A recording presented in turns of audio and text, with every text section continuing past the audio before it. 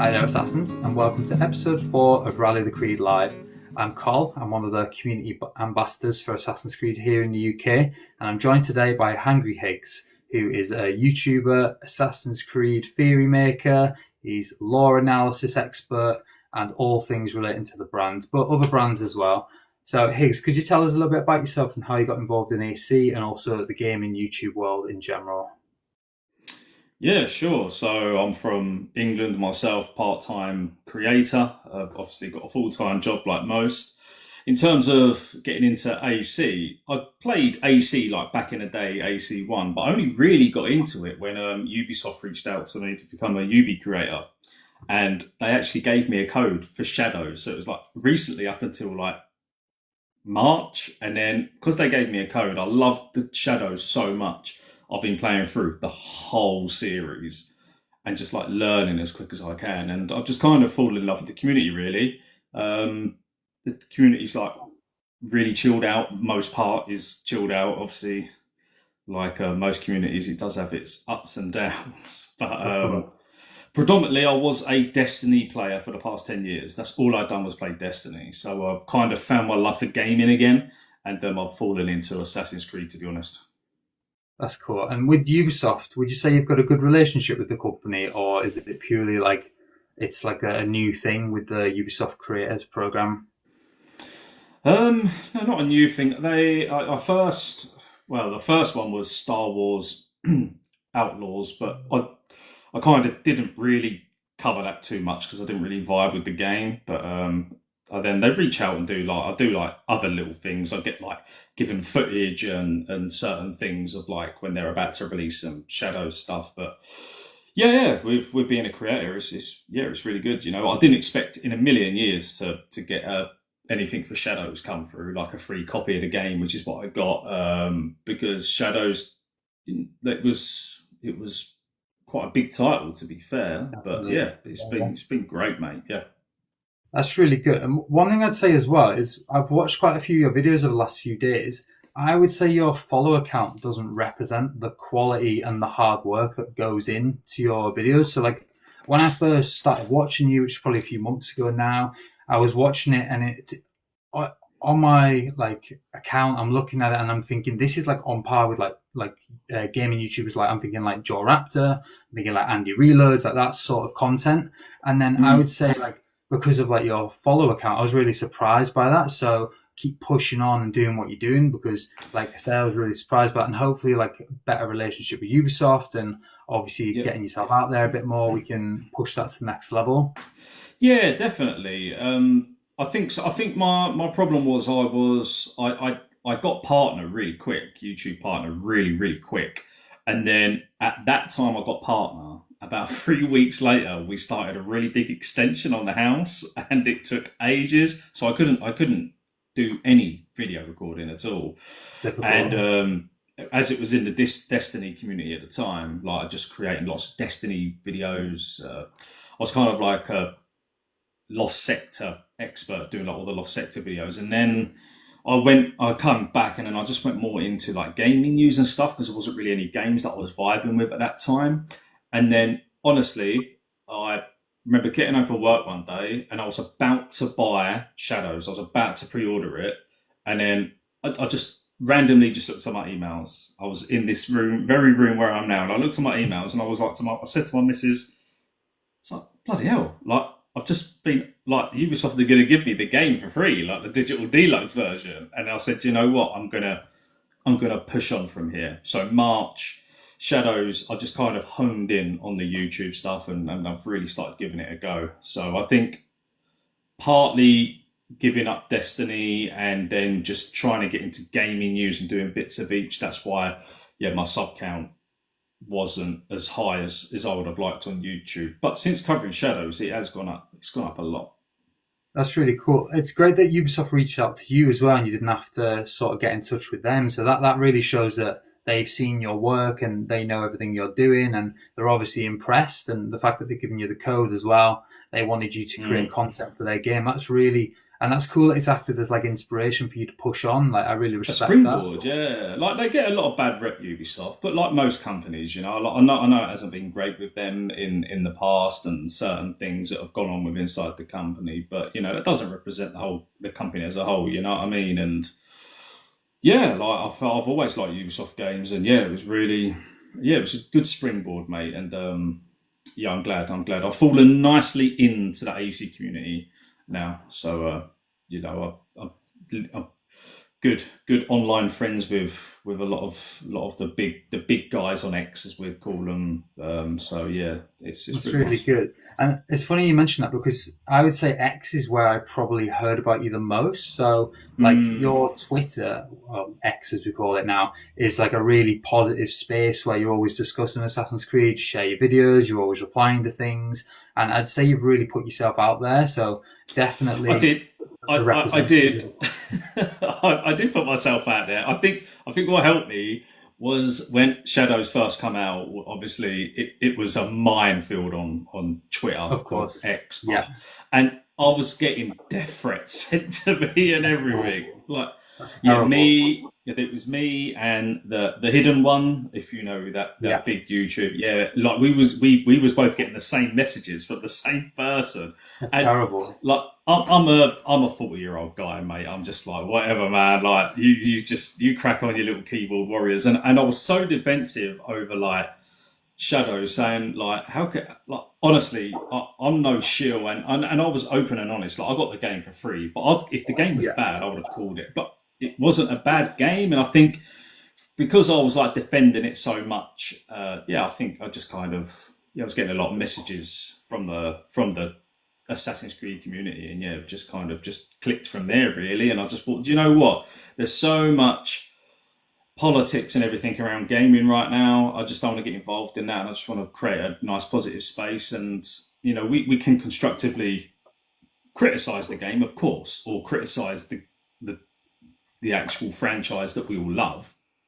But you know, let's just be positive. Let's just like there's too much BS going on in the world at the minute. You know, gaming's an escape for us all. I think you know it's nice. It's we can build a good community around. So yeah, absolutely, just be Of positive. course, this is something I've faced myself, of course, as an ambassador for the brand. You know, I've had trips Yeah. abroad. I've had early access to every Assassin's Creed game since Assassin's Creed Unity. So whenever I Mm-hmm. put a review out, I always get obviously the old comments like Shill and all these things. But I can tell you right now, my reviews are 100% honest. And what I write in my reviews, I tell the developers as well, straight up. I'm like, when this game comes out in like 3 months, 6 months, whenever it might be, this is how I'm going to review it. This is what I'm going to say. So there's time to resolve it. And there are things Oh, that go good. on behind the scenes that are resolved prior to like public knowledge because of the work Mm-hmm. that fans like myself are doing behind the scenes. So yeah, I've encountered that myself. I've never had death threats, thankfully. That's such a horrible degree, and hopefully Honestly, never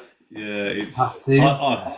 I just honestly, it's Terrible. just water off a duck's back with me. I yeah, I don't. I honestly, I'm just laugh because how do you get so angry over a video game? Like, Yeah, yeah. And there's no saying that these people are like members of the Assassin's Creed community in general. They might just be people who are like in general hateful of the next thing that pushes mm, boundaries in a way that doesn't fit their agenda, in my opinion. But like you say, in general, the Assassin's Creed community is really positive. It's a great place to be, and the fact that people were messaging you with support, that's really great and yeah, no, encouraging. great. I've only ever had one issue. I have had one issue.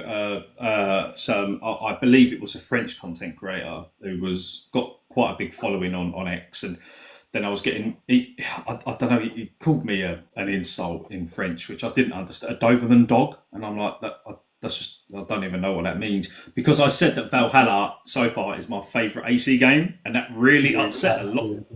It upset so many people, and That's I was like, crazy. okay, like, and then, but yeah, the guys, I was getting messages off like Zephyrs and stuff like that on X, and they was like, oh, Yeah. this content creator is actually being banned by Ubisoft Oh because, wow.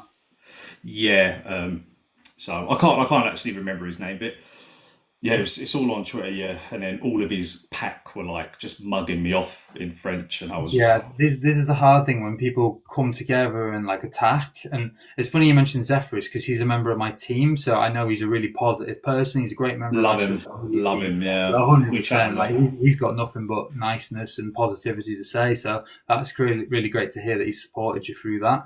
So I want to Yeah, move away from obviously the difficulties of Shadows because that was a yeah, really sure. difficult marketing campaign, and I wanted to talk about your life outside of Assassin's Creed. So a little bit more of what you're like as a person, and a bit more of like what it's like being a gamer in your 40s, and sort of did you find gaming later in life, or have you always been into it? Tell us a little bit about Okay. your how you first got involved in video games, and a little bit about life outside of content creation. Okay, so getting into video games, probably yeah, nine. I mean, I've got an older brother, so that's how I got into video games. And like 1989, I just remember us when the old video game rental van used to come round, like Castlevania and all them type of games. So that's how I got into gaming, and then I loved it ever since. We had all of the old like Ataris and then the Mega Drives, and then it just went on from there. And I've gamed ever since. Really. But then I think as I got a bit older, I settled down in my late 20s. That's when I met my wife, and then I had my son 8 years ago. And then I was just before I had my son with gaming. I got hooked into the live service model, and I think I kind of fell out of love with gaming because it kind of felt like a bit of a job, like doing live service because you felt like the FOMO and you got to keep up with the game every Of course. day, and Yeah, it's obviously burnout and all these other things that come with content creation all the time. And exactly. So but no, yeah, in terms of like me personally, yeah, like gaming, I did fall out of love with it. I did have a mental health breakdown, so like massive advocate for like mental health and stuff. Fortunately I got better supportive family. I still have therapy to this day. I have it two times every month just to keep in check. I think that's really important to keep your absolutely. mentals in check. Yeah, absolutely. And yeah, but me, yeah, I'm 40. I'm an engineer by trade. I have a wife and one kid, and yeah, just a busy man. My boy's 8, and he's a massive gamer as well, which is really good. So Yeah. I get tied into playing Roblox every day with him. So, and he does YouTube as well now, so he I was puts just out saying, little YouTube. Yeah, so that's really sweet. yeah, when I'm not tied up doing my own stuff, I've got to do his. But yeah, I'm just a chilled out guy, you know. I'm just yeah, just I don't know, mate. We all have our ups and downs, but yeah, there's too much negativity, so I just like to just try and be a positive, especially a positive influence for my son. You know, Definitely that's respect what you say about the mental health as well, because that's such an important thing, especially in the gaming community as well, where people aren't as likely to yeah, talk, we hide behind masks and usernames and profile pictures. So it really is important to yeah, discuss things. And like you say, therapy is a great way of doing that. And obviously, if yep, anyone's in need of any mental health support, we also have mental health supporters. We have members of our team here at the ones who came before who are happy to discuss things. You know, we've got two mental mm, health professionals on the team, and of course, if anyone's in need of any like real support, like in like real life, then obviously there's great networks out there and charities who you can talk to. But yeah, big respect for bringing that up because mental health is something that we take very seriously here at the ones who came before. And we've also done a lot of fundraising for it in the past. It was one of our charities that we did a few years ago. oh, that's So good. yeah, really great that you've brought that up. And also, I see a lot of similarities between what you've said between yourself and myself because I'm a dad as well. I've got a little 2-year-old. I'm a gamer for many years now, probably since the age of about 7, 8, but not as far back as like the Atari and stuff. I don't remember anything like that. I'm 28, so for me, it's like Oh, you're young. PS2. For me, it's PS2, and then obviously the older Xboxes as well. Yeah, dad gamers, and that's actually something I wanted to go into. How do you find content creation when you've got children? Do you have to do it when they're asleep? And that's one thing I'm doing personally. That's why this stream is so late at um, night in the UK. uh, yeah, when my boy was your baby's age, absolutely, you've got like that responsibility. But mate, most of my videos now are him just sitting to the right of me when yeah, like I've got my own like office, and Yeah, he's just quiet playing away on the Xbox, mate. He's quiet. He's That's quiet the great. whole time I'm recording. Yeah, so it's really easy now, but like back when, yeah, like yourself, you had to basically stay up late and kind of work around your family. But no, now he's at the age where he understands. Yeah, I'm like to my son, can you be quiet for like 10, 15 minutes while I'm just on the mic? And yeah, that's what I do now. And there's a really great comment from James, who's also on our team. I'm 37 and it's so hard. I make videos at night and 10, post them the next few days. That's a great way of doing it. And it's interesting because like going back to like when my little boy was first born, content creation wasn't really on my mind because obviously you're thrown into the mix, you're a dad for the first time, and yeah, Yeah. sort of preoccupied with obviously everything that's going on in your life. So that's one of the reasons I decided to build a team here at the ones that came before. I realized I couldn't do everything on my own. I was sort of drowning in a way in terms of like I was the social media manager. I was doing a bit of art. I was doing gameplay. I was doing virtual photography and Wow. video. It felt like I was like a million people wrapped up in one person, if that makes sense. It's like Oh, almost like yeah. my social media manager title had become much more than that. I was like everything, and I was really getting burnt out. It was causing arguments at home because we weren't really communicating. You know, I was like, I had the baby, and then I was also on my phone, like thinking of ideas of how can I stay relevant in the Assassin's Creed community. But then at the end of the day, you only get that chance once where there's obviously someone there who needs you more than the Assassin's Creed community, and that was my little boy. So that's when me and my wife sat down and discussed it, and I realized I had to branch out and create an art team, a video content creation team, a social media team, and now we have 28 members. So That's so it's good. really like expanded to this huge network and level. And it's funny that we mention it because today is the 11-year anniversary since I created the ones that came before. Oh So wow. long time ago. Yeah, it's quite a significant Con- one. We're really Congrats! Like pushing you've on. done Thank well. you. You've I got think the you. key with it is it's consistency because like yeah, Mm, it's pretty crazy because most of the communities that have been created over the years just fizzle out. Even like YouTubers that we've seen like in the past of they just sort of run out of content to create, and they've sort of gone down an avenue of a new game's come out like the RPG one. I don't really resonate with that one as well, so I'm going to drop off. And that's happened a lot. And like I was saying before about podcasts, there used to be so many. Now there's just two. So it's interesting that we've managed to adapt and evolve. The logo's always stayed the same, but like the team has always adapted, and it's always just been me, like trial and error. Let's try something new. And like I mm. said, the reason we created the actual like structure of teams was purely because of like overwhelm and burnout, which you mentioned before with content creators. This is always something that you have to watch out for, and it can be so difficult as well because you feel like your piece of content that you've produced, you want it to be better than your previous. So there's always like that competitive edge with yourself that you're trying to beat. But sort of when I realized that it didn't have to be like competitive, it could just be like passionate and fun, and like what I produce is like a reflection of what I'm interested in. And that's what I feel the community will be interested in. That's when I started to enjoy it more, if that makes sense. No, yeah, I think as creators, I think we do all go through that to a certain point, and you do compare yourself to others as well, and I think that's really hard to overcome. And you do it kind of comes like you were saying, you're stretching yourself thin, you're thinking about it constantly, even when you aren't. Like if you're out with family or friends, all you're doing is kind of thinking about that, and it can be difficult. But if you just concentrate on if like Assassin's Creed as a franchise is what you love doing, and you'd be absolutely fine. But just quickly hitting on about like people like maybe getting like burnt out and stuff. I do think, I mean, that happened to me with Destiny. Unfortunately, 10 years is a long time to stick with a game, but I do think it's okay to have a little bit of variety. Like definitely just. So, like, create content over one game or whatever if you want to do that. But like in your downtime, it's definitely good to remember that ultimately we game for fun, and if you just keep trying to do it for content creation all the time, then that will lead to burnout. It's definitely a big thing.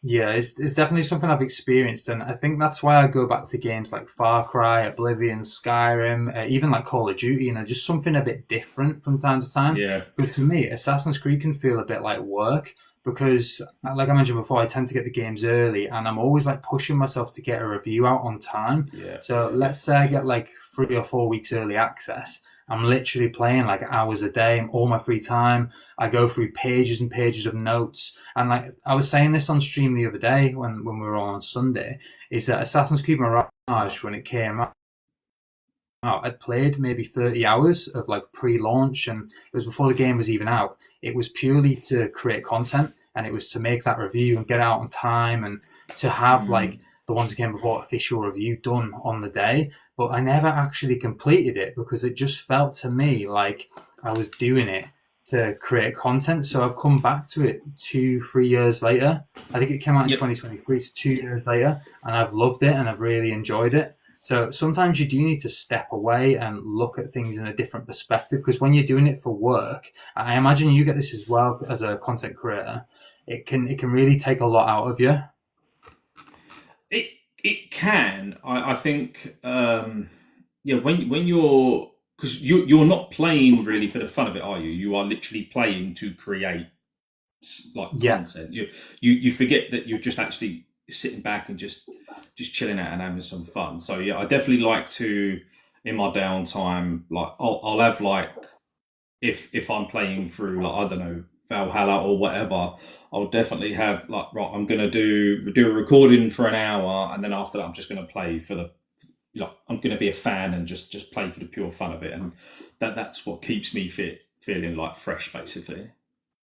and that's actually similar to what James said here. He says he's always playing something alongside an Assassin's Creed game because, like you said, AC sometimes feel like a job. I think for me, especially because I'm a community ambassador, for me, when I'm Mm. playing the games early, it's almost like I am the voice of the community. And when I'm talking to the developers, it's like I'm giving them my opinion as like what the overall community I believe they would think. So it's like I'm like thinking on like a wider scope than just myself. It's almost like I'm doing like big thinking of like what would the overall Assassin's Creed community think about this. So it's almost like the scope of it is enlarged in that sense. And Yeah. also when I'm doing that, it's like the reason I'm playing that game is to give other people a better experience when the game launches. So like when a new title comes out, I want them to have the best possible version of the game, because we've, as community ambassadors, have given opinions that have shaped the game's development, and like a Mhm. better version, and all the weaknesses have been ironed out when the game launches, if that makes sense. No, yeah, absolutely, and it's good that they listen. To be fair, I think it's really good that they listen, because they need to. You know, at the end of the day, we are the consumers, and they make games for money. Wherever you feel about that, I mean, obviously it's an art form, but yeah, they need to listen to like community leaders, and you know, if you getting invites to play the games like considerably early, yeah, they need to take your feedback serious. It's good that they do that as well. They've been really great, to be fair. I mean, obviously, I've Mm. done this 11 years now. In the beginning, it was maybe like 4 or 5 days early, but now Ubisoft give us like quite a few weeks early. You know, we Good. get access to the assets, you know, for social media, because obviously we're a big social media platform now. We've got Yeah. 35,000 followers on Twitter, for example, but overall 70,000. So Ubisoft send us the assets early. They give us a heads up on when things are going to drop. So it's really great, to be fair, that they're really good at giving the community a heads up and a bit of prior warning. We can create content early. You know, we always do videos early and news, press releases. We do a ton of things in advance, purely because we have a really great relationship with the company. And Yeah, that's good. that's due to just like years and years of working alongside them. I mean, even for like our anniversary today, in the next week or so, we're going to have a code giveaway thanks to Ubisoft. They supported us during the fundraiser we've just done. They gave us codes for that, and it was like incentives for people donating money. So we hit the £1,000 target in the end.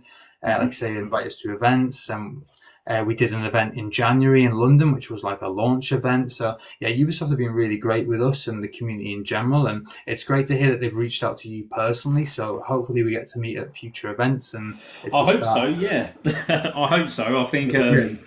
I think yeah. Since Shadows, I've definitely, like I say, yeah, I've just kind of fallen in love with the franchise really as a whole, and yeah, yeah. I hope to get invited to some events in the future. That's a goal of mine, definitely.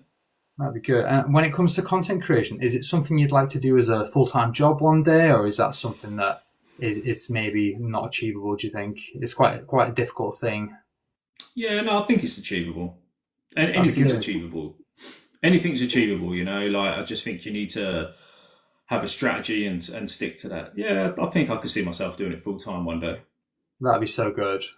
I know, I know. That's the Yeah, dream. I think that's the dream for a lot of people, isn't it? The work from home, pick your own Yeah, hours, and yeah, I know that would be ideal, especially with childcare. I know what that's like. yeah. No, I just yeah, I definitely do think it's achievable. Like, I do put a lot of planning behind the scenes. You know, yeah, I think my videos are pretty good and they're well scripted Absolutely. and thought out. So yeah, but we'll see. You know, like, I'm old enough to know that sometimes things don't always work out, but just give it a go and enjoy a ride. Definitely. And like you say, a lot of detail goes into your videos. I mean, you can tell just by watching them that the quality's there. Absolutely. You just need to, hopefully, the more you do, you can get the numbers up. Because, like I say, I was shocked that they weren't a lot higher. Because, like I say, the quality is definitely in line with these top YouTubers. So it's really great to have you on the show. And also, I wanted to say that we nearly had to pull in a backup guest today because of an injury you had at home. How are you feeling now? And how did this happen? Yeah, I'm okay. My head's still sore. So, yeah, last week I was getting ready for work in the morning, and I put my back out by putting my bottoms up. I know, old age sucks. I'm a relatively fit guy, I'm a fit 40-year-old. Like, I'll go to the gym and stuff, but I mean, that doesn't matter. Yeah, I just unfortunately pulled my back out, and so I've been on medication, and they gave me a really strong medication called baclofen, which is like nerve medication. And I couldn't sleep yesterday morning, and I woke up really, really early in pain, like 3:30. So I'd come down here where I'm sitting now, and I just booted up Mafia. I just wanted to start playing it, and I had some breakfast, took the tablet, felt really lightheaded. I went to get up to go and wash my face, and as I've turned to the right, I fainted, basically, bashed my head on the stool and knocked myself out for 2.5 hours until That's my wife. crazy. My wife come down here. I was just on the floor, like, basically, unconscious for 2.5 hours. That's so scary. Like, and my son came down and found me as well. So I was like, That's oh, awful. God's sake! But yeah, he was like, he thought I was playing around. Luckily enough, he just thought I was like playing around. So that was Yeah. good. Yeah, I was quite yeah, I don't know. Yeah, when I got woke up, like, a big lump on my head. I got a little bit of a bruise there now, but no, I'm okay. Like, I've just been taking it easy. I took it easy yesterday and today, and just like I say, I haven't put. I did have a video plan for the Claws of a YG, but obviously health comes first. You know, I didn't want to stress myself out worrying about a video. So, And we appreciate that you've managed to come and join rather than, obviously, I mean, you could easily have dropped out, of course, because, like you say, health no, comes first. it does, no, but I've been looking forward to this, mate. I really have. So I was like, do you know what? If I didn't feel well enough, I would have said, could we arrange? But no, I'm doing okay. Like, I'm chilling out now. I'm not taking that medication any, like, during the day no more. That's for sure. So yeah. Well, hopefully that's the end of your rough period of injuries. You don't need any Hope not. more. No, no. But I've had a couple of weeks off work, which has been nice. So that's why I've been able to pump Yeah, out some more videos. But yeah, that's good. Use it wisely. absolutely. So I wanted to get into Assassin's Creed Origins, but first of all, I want to check if you've played it. It's fine if you haven't. So no. Well, Fine. tell a lie. Tell a lie. I've started playing it because Okay. everyone was banging on to me. So I got up to I can't remember where I got. So basically, I'd met up with his wife. Is it Aya? Ah, No, yeah. Aya. Yeah. Yeah. So I met up with her, and then there was the cutscene where we'd spent the night together somewhere, and Yeah. I stopped it there because I started playing Shadows again, and Oh, fair enough. It's I quite haven't got recent around. then. Yeah, quite recent. Yeah, very recently. But I thought I instantly with my hard drive, I've lost like over 300 hours of footage from like Wow. Origins. Yeah, I saw this on Twitter. That's an awful Mate. lot, especially as a content creator as well. Like, obviously, you're going to need that. dude, I was so gutted. Like Origins game, like the Origins. So I've played a fair few hours of Origins because I like to explore. Like I don't just like to run through the story, and obviously with it being like an RPG, so I was. Yeah, Origins, Valhalla, Lost All My Shadows videos, like every single one of my Shadows videos that I've ever, like all the footage I've recorded. Yeah, but luckily, a few of the guys have come in and given me like the hidden ones. He was really kind enough to give me a cutscene for my Claws of a YG video that I've got coming out. But yeah, so Yeah, I saw this on Twitter where it was like asking people for footage for your videos because you must have lost like a huge archive for, and this is such a nightmare as a YouTuber as well. Mate, I know. I don't know why. I've never had any issues with it. It just reformatted for some reason. On its own, it just reformatted and then everything was gone. Like everything. So That's terrible. And do you think this will lead to you jumping into Origins again or re-recording? Oh no, I'm jumping into Origin. Like I'm gonna, but I'm just not. I'm not going to start from the beginning because obviously where I am kind of a late comer to the franchise. Like I played AC1 with my brother when it came out back in 2007. I think it was something like that, wasn't it? When did it come out? Yeah, 2007 it was. Yeah, so I played AC1, which was, I've only ever played it all the way back then. I played a bit of AC2, but then I didn't play any more up until Shadows, but then I played Shadows and started going back. So, but I'm really like trying to learn it because like like I say, like I'm kind of an Assassin's Creed content creator now. So I'm really like learning about the lore and the issue and everything like that. But yeah, I know like a little bit like about. I know when we were chatting about we're going to be chatting about Origins and stuff, but yeah, I was kind of thought, you know what, let me read up a little bit because I obviously where I've not completed it, I don't know the full story, but I know that I think Bayek they were the first hidden ones, wasn't they? I believe. Yeah, so that's sort of the creation and the foundation of the Brotherhood in Assassin's Creed Origins. It's Aya, so Bayek's wife becomes Amunet, who is one of the statues in Assassin's Creed Monster Journey. You know, the statues beneath the Sanctuary Vault. Yes. She is Amunet, and sorry for spoilers, but I think it's been out a little while now. But I won't really get into spoilers. I'm just going to sort of like cover like the foundation of the Brotherhood. Obviously, everyone knows that they created it, but before that in Assassin's Creed lore you had like Darius and the proto-assassins who were like meant to be like the original ones, and when they created Origins it basically like undid some of the lore that was already established. So my question for the community, but it looks like it's most of my work colleagues in the chat tonight and they've never played Assassin's Creed, but they're here supporting me, so thank you guys. The question was, should Ubisoft have undone the lore that was already out there, or should they have like wove it in better? Because Darius is obviously a character in Odyssey. He has a hidden blade, but he's not an assassin. He's got like similar ideology, but it is different to the assassins that we know as the hidden ones. So when they created Origins, should they have had it as like the creation of the Brotherhood, or should they have had it as like maybe the creation of the Egyptian Brotherhood, as we see, for example, in Shadows, where it's like the creation of a new Japanese Brotherhood? Do you know what I mean? Like an offshoot of it. Should it have already been like an established Assassin's Creed like group of people that were already working hard? And like James is already on this one. He said we should have had Darius, not Bayek. That's a completely valid point. And a lot of people believe this as well, because Darius was like 400 years before Bayek, so it would have made more sense to have that. But in the creation of the Brotherhood in Egypt, I think that's really what they were going with in like the ancient games. But then the thing is with Origins, it's meant to be like the origin of the Brotherhood, but then they've created Odyssey, which is actually like the creation of the assassin ideology. So it doesn't really line up well. And we've not got any comments in the chat tonight because, like I say, it's all my work colleagues rather than Assassin's Creed community. But we'll maybe post a poll on Twitter and see what people think. Because I think that's a good topic to post. It will definitely get interaction. But from like obviously I'm reading up on all the lore, but wasn't, if I'm obviously wrong, please let me know. But wasn't Darius? Didn't he just invent the blade? He just invented it, didn't he?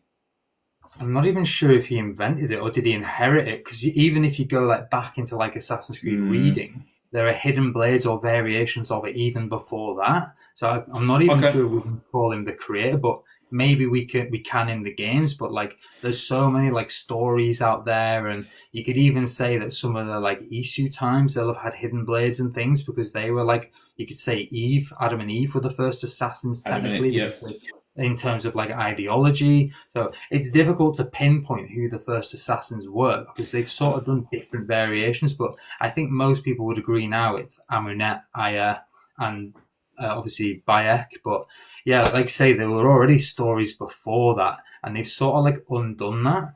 And yeah, it's a difficult one with the lore.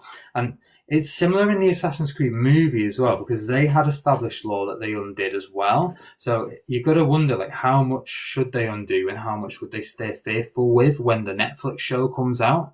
But it's a difficult one, because you need like a giant book to read through the things that are canon and things that aren't. But the thing is, the game's been out for so long now. There's so many like books and things that are out, transmedia, that it's very difficult to stay up to date on all things Assassin's Creed now.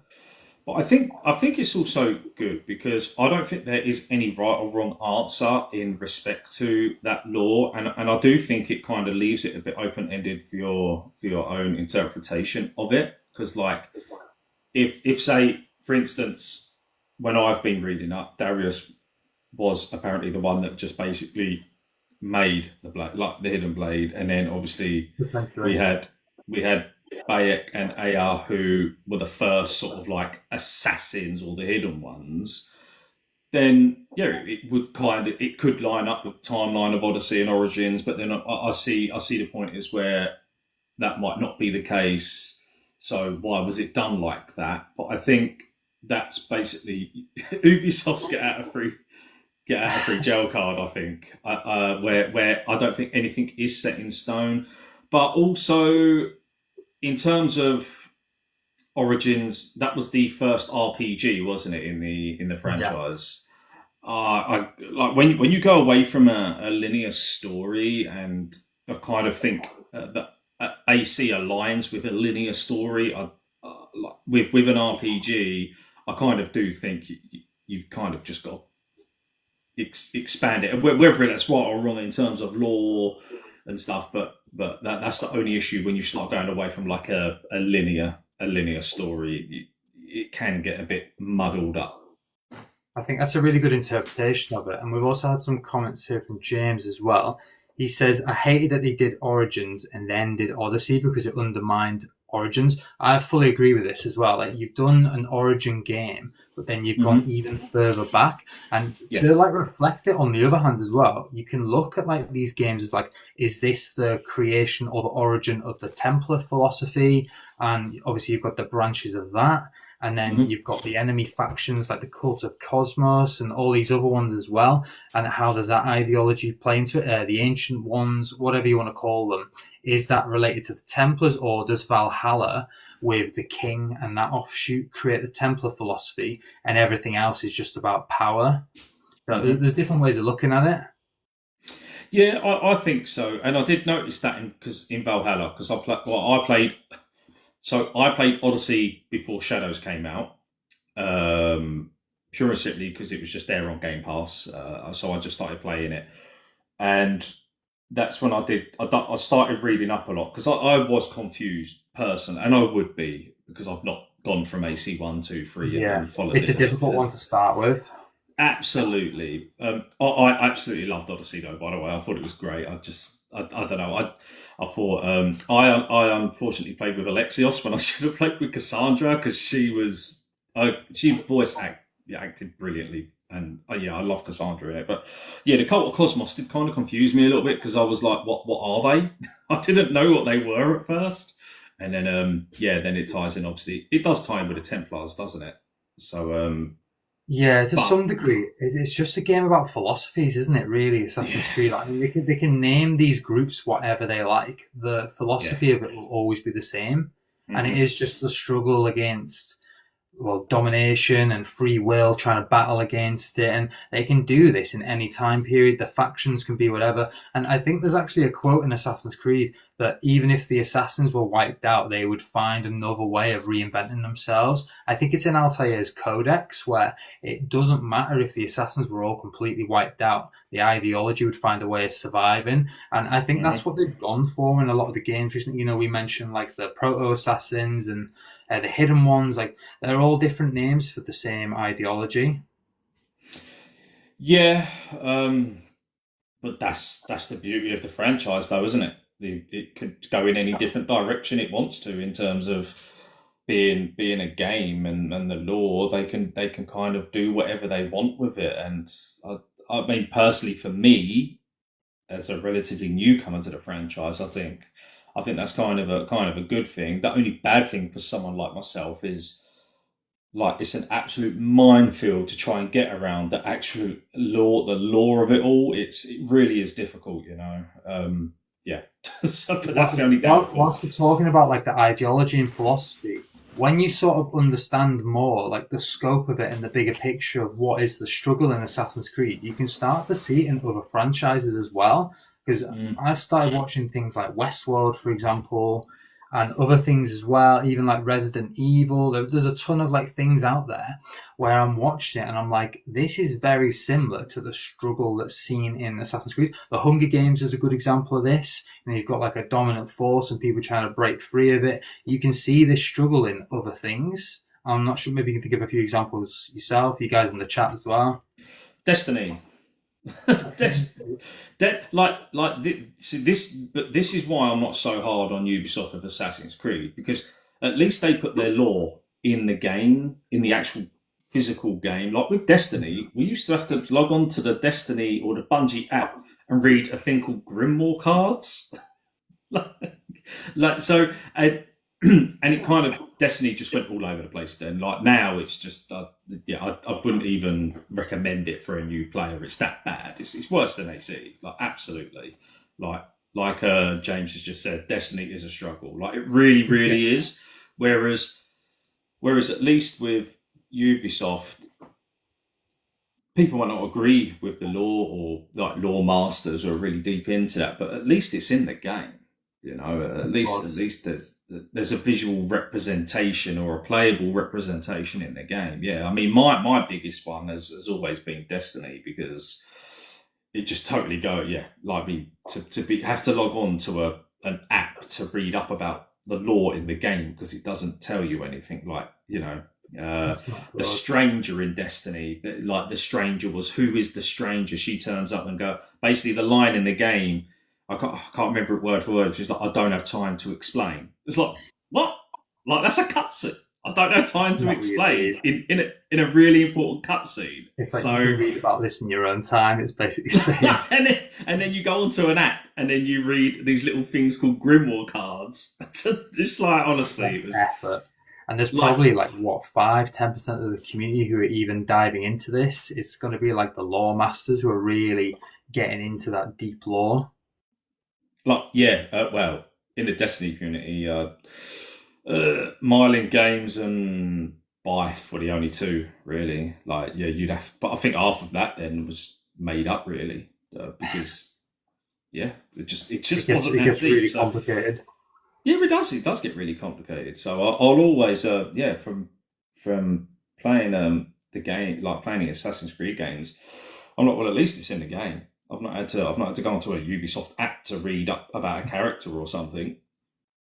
And that sort of brings us back to what we were saying before about having like a lore Bible. And I sort of feel sorry in a way for any writers who are going to jump on the Netflix series, because any mistakes will be pulled apart as like, oh, this goes against the law that was created in 2009. And like these guys are like script writers. They're not like avid gamers, like I imagine. It's going to be very difficult for them to know what's come before and how not to break it. So they might be better just doing something completely different and a fresh take on things. I would agree. I mean, look at Halo. Yeah. I mean that's a perfect example, Halo. But it is for that Netflix show that's coming. One, I'm buzzing to hear some news about that, that's going to be Of course. amazing. I think we all are, but I think they should start fresh. And I think there comes a point in terms of the Assassin's Creed games, it's okay to hit the reset button in games sometimes, because I mean, how long, you keep, if you're going to be like going off on different pathways anyways, it's okay to try something new and if in the Netflix show, if they go down that route, and as long as they stick to the core identity of the franchise, I think that's fine. As long as they stick to the to like the Blade and the Hidden Ones and the Templars and like the issue, if they can start off the TV show around that and then build on from that, I think that's absolutely fine. But you just need to stick to the core identity. I think that's a really valid point, and also like a central position they can take and like a stance. So I was wondering, I just want to leave it there with the Netflix show. We were sort of discussing this with each guest, so over the last 3-4 weeks. Where would you like the show to be set, or would you like multiple settings? Oh, where would I like it to be set? I'd like it. I'm going to be biased and say England. I'll say that because I've just started playing Syndicate, and I'm really loving it so far. And I don't know, it's just a really good. It's a really good setting, and obviously with Valhalla as well. I'd love it to be set in that kind of era. That would be amazing for me. But I mean, Egypt. Somewhere.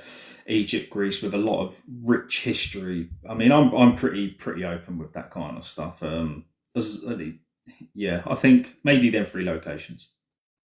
Very good. That'd be cool if they could jump in and out of historical time periods.